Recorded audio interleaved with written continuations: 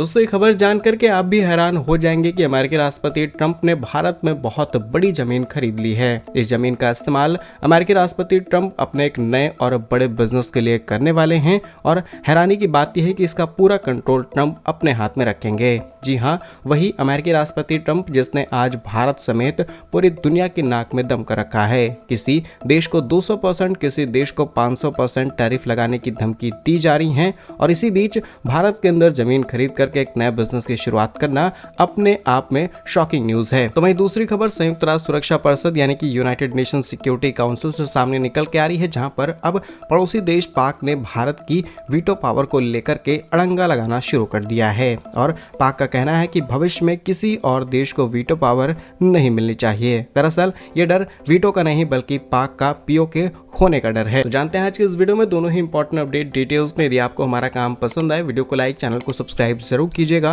क्योंकि आपका ये छोटा सा काम आप तक की जरूरी और सही खबरें लाने में हमारी बड़ी मदद करता है। तो चलिए अब आपको बताते हैं कि ट्रंप कौन से नए बिजनेस की शुरुआत करने जा रहे हैं भारत के अंदर। तो 20 जनवरी 2026 को न्यूयॉर्क टाइम्स में छपी रिपोर्ट के मुताबिक अब रियल एस्टेट बाजार के अंदर ट्रंप अपनी बड़ी एंट्री करने जा रहे हैं। पुणे में डोनाल्ड ट्रंप ने अपनी संपत्ति और नए प्रोजेक्ट की चर्चा बहुत तेजी से करनी शुरू कर दी है और रिसेंटली तक अनाउंस हो चुका है कि जल्द ही पूरे बिजनेस भारत के अंदर शुरू हो सकते हैं। दरअसल पुणे के अंदर ट्रंप अपने ट्रंप ब्रांड के तहत एक नए ट्रंप वर्ल्ड सेंटर की शुरुआत करने वाले हैं, जो कि एक वैल्यू और इन्वेस्टमेंट प्रोजेक्ट होगा। इसके डिटेल्स आपको बताएं तो डोनाल्ड ट्रंप का ट्रंप ऑर्गेनाइजेशन पुणे के कोरागांव पार्क में भारत का पहला कमर्शियल प्रोजेक्ट शुरू करने जा रहे हैं। इसके बजट और इन्वेस्टमेंट की बात की जाए तो इस प्रोजेक्ट निर्माण में लगभग 1700 करोड़ रुपए का इन्वेस्टमेंट की जाएगी और एक्सपर्ट्स के मुताबिक इस प्रोजेक्ट से लगभग 2500 से लेकर के 12,800 करोड़ रुपए तक की इनकम यहां से जनरेट होने वाली है। पार्टनर्स की बात की जाए तो यहां पर बड़े बड़े प्लेयर्स ने पार्टनरशिप की है। इस प्रोजेक्ट के ऑर्गेनाइजेशन के अंदर ट्रिबेका डेवलपर्स और पुणे के कुंदन स्पेसेस के बीच एक ज्वाइंट वेंचर भी साइन हो चुका है। और जिस जमीन या फिर भूमि की बात कर रहे हैं उसकी डिटेल्स आपको बताएं तो कुल क्षेत्रफल लगभग 4.3 एकड़ का है और अगर स्क्वायर फीट में बात की जाए तो लगभग 1.6 मिलियन स्क्वायर फीट या फिर कहें 16 लाख स्क्वायर फीट जमीन यहाँ पर खरीदी गई है। और यहाँ पर बड़े टावर्स तैयार किए जाएंगे, जिसमें 2 भव्य ग्लास टावर्स होंगे। एक टावर में 27 मंजिलें होंगी और फैसिलिटीज जैसे कि smart building system, creche, gym, auditorium, luxury spa, ये सारी फैसिलिटीज इन टावर्स के अंदर मिलने वाली है। लेकिन प्रॉपर्टीज की डिटेल्स सुनकर के आपको लग सकता है कि एक तरीके की रेजिडेंशियल प्रॉपर्टीज है, लेकिन नहीं, इसे ट्रंप कमर्शियल बिजनेस की तरह इस्तेमाल करेंगे। दरअसल ट्रंप ब्रांड पुणे में नया नहीं है। इससे पहले भी कल्याणी नगर के अंदर ट्रंप टावर्स नामक लग्जरी रेजिडेंशियल प्रोजेक्ट पूरा हो चुका है। और पुराने प्रोजेक्ट की बात की जाए तो कल्याणी नगर के अंदर ट्रंप टावर्स में 23 मंजिलों के 2 टावर हैं, जिनमें 44 आलीशान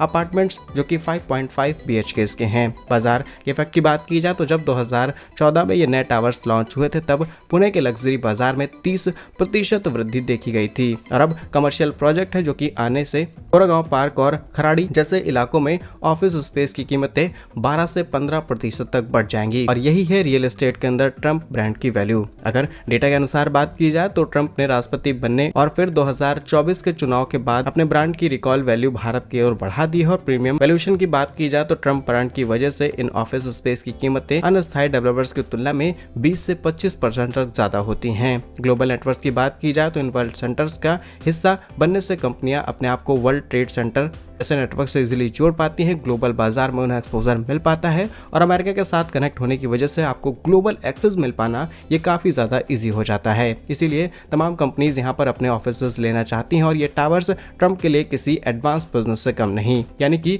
अगर आप अमेरिका के पावरफुल पर्सन है तो डेफिनेटली आपके पास अच्छे लिंक्स होंगे, आपके पास अच्छी कनेक्टिविटीज होंगी, तो डेफिनेटली बिजनेस आपके पास किसी भी कीमत पर आएंगे। और वही ट्रंप ने इस चीज को समझ लिया और उन्होंने भारत के अंदर अपने इस नए प्रोजेक्ट की शुरुआत कर दी है। भविष्य में कई ऐसे और प्रोजेक्ट शुरू किए जा सकते हैं जिससे आसपास की प्रॉपर्टीज के न सिर्फ रेट बढ़ते हैं बल्कि इसका नुकसान भी है कि कई ऐसे छोटे बिजनेसेस जो कि ऑफिस के साथ अपने बिजनेस को ऑपरेट करना चाहते हैं या फिर वो इंटरनेशनली एक्सपेंशन नहीं चाहते, वो सिर्फ नेशनल वाइज काम करना चाहते हैं, तो उनके लिए उस प्राइम लोकेशन में ऑफिस लेना थोड़ा सा अनअफोर्डेबल हो जाता है। ताकि ट्रंप के इस बिजनेस पर आप क्या सोचते हैं जो ट्रंप भारत को 500% टैरिफ लगाने की धमकी दे रहा है? यूरोप पर ऑलरेडी 10 से 25% तक टैरिफ अप्लाई हो चुका है। वही ट्रंप ट्रम्प भारत के अंदर बैठ करके बिजनेस कर रहा है? अपनी राय कमेंट्स में जरूर लिखिएगा। Next important update, United nation security council यानी कि संयुक्त राष्ट्र सुरक्षा परिषद के अंदर उठी भारत की स्थायी सदस्यता को लेकर के मांग से है, जहां पर पाक ने एक बार फिर विरोध करना शुरू कर दिया है। दरअसल कई स्थायी सदस्य देशों ने भारत को लेकर के ये कहा कि अब भारत को परमानेंट सीट दी जानी चाहिए, क्योंकि भारत के पास न सिर्फ बड़ी पॉपुलेशन है बल्कि ग्रोइंग इकोनॉमी है और भारत का ग्लोबल नेटवर्क बहुत अच्छा है। लेकिन इस बीच पाक ने अपनी टांग अड़ाते हुए कूटनीतिक और तमाम तरीके की हरकतें की, कई देशों के पास रिक्वेस्ट लेकर के गया कि इस प्रपोजल को फिलहाल रोका जाए। और दरअसल न्यूयॉर्क में international law year in review 2026 conference के दौरान पाक ने एक बार फिर भारत के खिलाफ कड़ा रुख अपनाया है। कहाँ रिपोर्ट्स आपको बताएं तो पाक के स्थायी प्रतिनिधि आसिम खार अहमद ने सुरक्षा परिषद में किसी भी नए देश की स्थायी सदस्यता और वीटो पावर देने का कड़ा विरोध किया है। तर्क ये है, यानी कि पाक का कहना है कि सुरक्षा परिषद में पहले से ही मौलिक दोष हैं। नए स्थायी सदस्य जोड़ने से परिषद की जो कार्य प्रणाली है उसमें बहुत ज्यादा कॉम्प्लिकेशंस आ सकते हैं और ऐसा एक्शन आगे चल के लोकतांत्रिक मूल्यों के खिलाफ हो सकता है। वहीं पाक विशेष रूप से G4 देश जैसे कि भारत, जापान, जर्मनी और ब्राजील को उस मॉडल का विरोध कर रहा है जिसमें संयुक्त राष्ट्र सुरक्षा परिषद के विस्तार की मांग की जा रही है। और पड़ोसी देश पाक चिढ़ किस चीज से रहा है, इसके पीछे दो बड़े कारण हैं। पहला,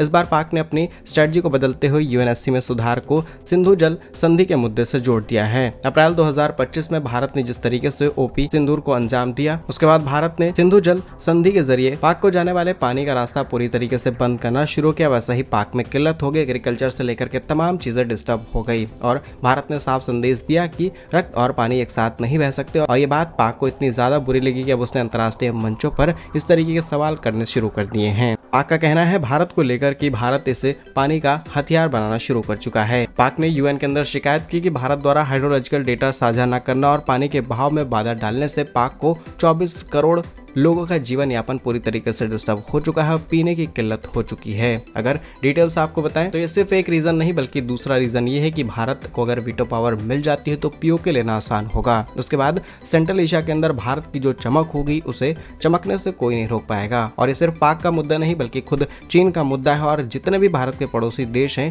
उनके लिए दिक्कत खड़ी हो जाएगी। अब अगर एक्सप्लेनेशन की बात की जाए तो अगर वीटो पावर भारत को मिल जाएगी तो भारत अपने POK को चुपचाप वापस ले सकता है और किसी भी तीसरे देश की एंट्री को रोका जा सकता है। यानी कि अगर भारत POK के लेकर के कार्रवाई करता है तो चीन बीच में पाक की मदद नहीं कर पाएगा। और आज के समय पाक का साथ देने के लिए अमेरिका के अलावा कोई देश है नहीं और अमेरिका भी अपनी स्ट्रेटजी इस तरीके से शिफ्ट कर चुका है कि वो भारत के इस प्रोजेक्ट में हाथ नहीं डालेगा। अब भारत को POK के जरिए सीधे एंट्री मिल जाएगी अफगानिस्तान के अंदर, हमारा डायरेक्टली अफगानिस्तान से व्यापार शुरू होगा। वहीं दूसरी तरफ चाबहार पोर्ट के जरिए जो हमारी सेंट्रल एशिया की कनेक्टिविटी थी, जहां से भारत ने अपने आप को वापस खींच लिया है, वो सारी प्रॉब्लम एक बार में सॉल्व हो जाएगी। और भविष्य में ईरान के साथ कैसी भी कार्यवाही हो, भारत को सेंट्रल एशिया तक जाने के लिए अपना लैंड रूट कनेक्टिविटी मिल जाएंगे और अफगानिस्तान के साथ हमारे रिलेशन आज से नहीं बल्कि सालों से अच्छे हैं, जिसका एडवांटेज भारत यहां पर ले सकता है। और पाक का यही असली डर है और शायद चीन भी पाक को फोर्स कर रहा है कि तुम ऐसा करो, नहीं तो अगर भारत को वीटो मिलती है तो इन्होंने भी जो हमारे कई हिस्से कब्जा रखे हैं उनसे भी